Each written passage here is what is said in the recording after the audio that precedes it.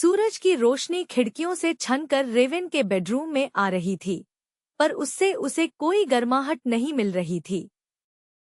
जब से वह वापस लौटी थी, अपने बिस्तर से नहीं हिली थी। उसके पैरों में रेशमी चादरें उलझी हुई थी और पसीने से भीगे शरीर पर उसका नाइट ड्रेस चिपका हुआ था। जहां टेमिर ने उसे पकड़ा था, उसकी कलाई अभी भी दर्द कर रही थी। त्वचा से उसके हाथ का वो खौफनाक एहसास अभी भी नहीं गया था।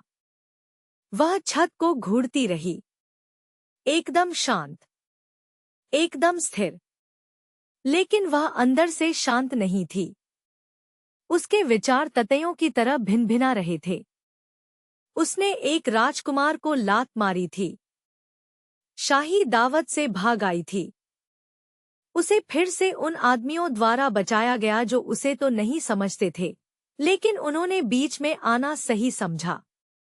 इस सब से उसे मजबूत महसूस होना चाहिए था, लेकिन इसके बजाय उसे घुटन महसूस हो रही थी। और आखिर वह यह सब और कितना बर्दाश्त करे? वह कब तक किसी और होने का दिखावा कर सकती थी? शायद मुझे बस भाग जाना चाहिए, उसने खाली कमरे में फुसफुसाते हुए कहा। सब कुछ छोड़कर कहीं दूर गायब हो जाना चाहिए। लेकिन उसके पास कोई योजना नहीं थी, कोई साथी नहीं था। उसे महल के बाहर की दुनिया की कोई समझ नहीं थी।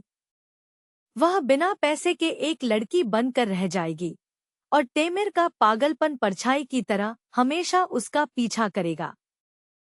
तभी एक हल्की सी खटखटाहट ने सन्नाटे को तोड़ा। इससे पहले कि वह जवाब देती, उसके पिता अंदर आ गए। ड्यूक थोर्न आज काफी थके हुए लग रहे थे।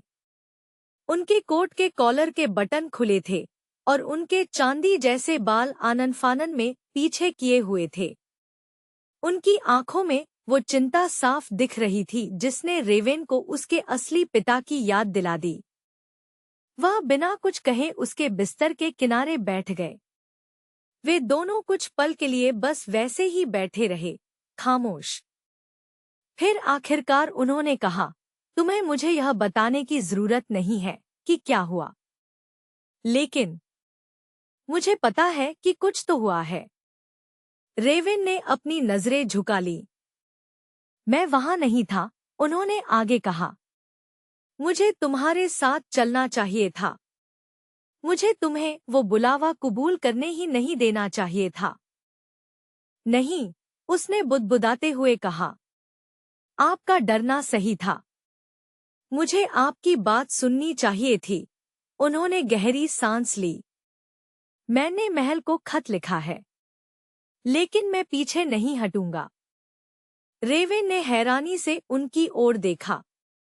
आप मुझ पर यकीन करते हैं? तुम्हारे बीच कुछ तो बहुत ही भयानक था। उससे मिलने के बाद तुम बदल गई थी, और वह बदलाव अच्छा नहीं था। उन्होंने एक हल्की सी मुस्कान दी। तुम हमेशा से एक ड्रामेबाज बच्ची थी, लेकिन तुम बहुत चालाक भी थी। बहादुर। वाह, तुम्हारे अंदर की वह आग बुझ गई। मैं ऐसी वजह नहीं बनना चाहता था जिसके लिए तुम मुझसे नफरत करो। मैं आपसे नफरत नहीं करती, वह फुसफुसाई। उन्होंने अपने कोट से मखमल की एक छोटी सी थैली निकाली। मैं जानता हूँ कि यह जगह तुम्हें घोंट रही है। एक पुरानी हवेली है, थोर्न मैनर। हम वहां सालों से नहीं गए हैं, लेकिन वह तुम्हारी जगह है। रेवेन के दिल में एक हलचल सी हुई। थोर्न मैनर, वो जगह जो उसकी धुंधली पुरानी यादों का हिस्सा थी। खिड़कियों पर सजे फूल, खुले मैदान, और हवेली के पीछे बनी वो झील।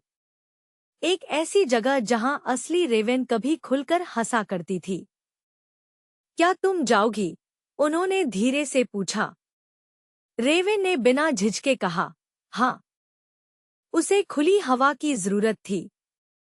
उसे एक ऐसी जगह चाहिए थी जहां वह सांस ले सके, वो भी बिना टेमिर की उस खौफनाक परछाई के जो किसी जंजीर की तरह उससे बंधी थी। अगर उसे कभी इस कहानी से आजाद होना था, तो उसे पहले इसे समझना होगा। शायद दरबारी फुसफुसाहटों और घूरती नजरों से दूर जाकर वह खुद को फिर से पा सके, फिर चाहे वह जो भी हो।